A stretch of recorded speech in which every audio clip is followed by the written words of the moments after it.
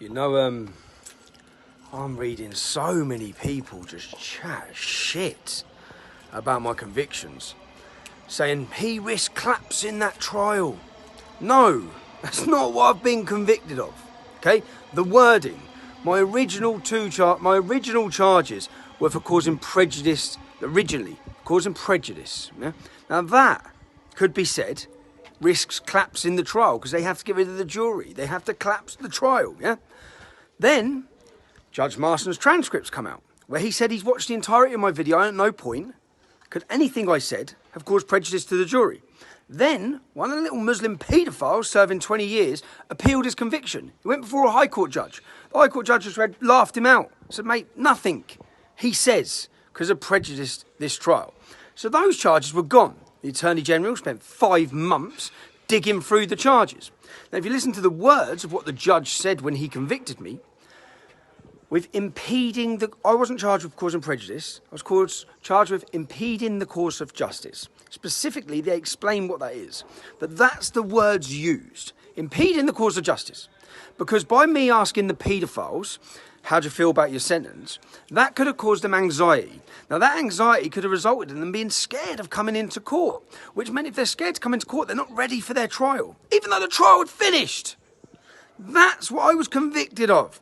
At no point could that have risked claps in the trial. They're not saying that. They're things that they said were me being there, my presence, could have resulted in more police being needed so the Muslim paedophiles feel safe from fear of molestation. That's what they said. So to all you morons, you blue tick brigade idiots online saying he risked claps in that trial. No, at no point any of my charges or any of the new convictions say that. That's not what I've been charged with at all.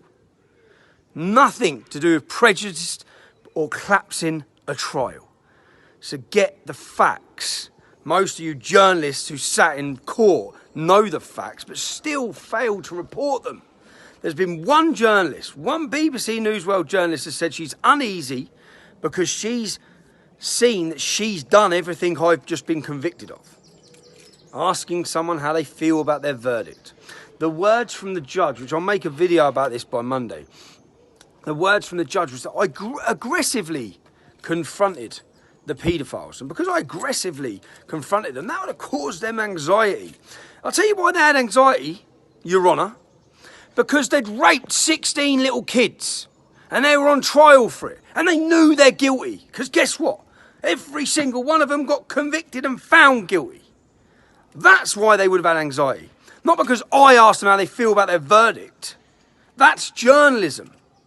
I'm not saying when other journalists ask people, they should be done for contempt. What I'm saying is that's fair, robust journalism by members of the British press. That's what happens. What this was about at the Old Bailey was destroying and scaring alternative media.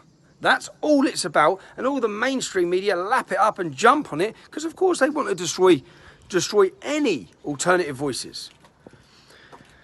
If you've supported me throughout this, you know what, because I sat there, yes. Look, I'm standing, you know I'm on it when I'm queuing, waiting to get in the gym. Tunes are on. Morning. So, if you've supported me, you know, I had a little few hours there feeling sorry for myself. Now, I generally think this. I don't want it, but I generally believe it. The best thing they can do for our cause is send me a jail next Thursday. So, gauntlets laid down. Keep that populist revolution brewing.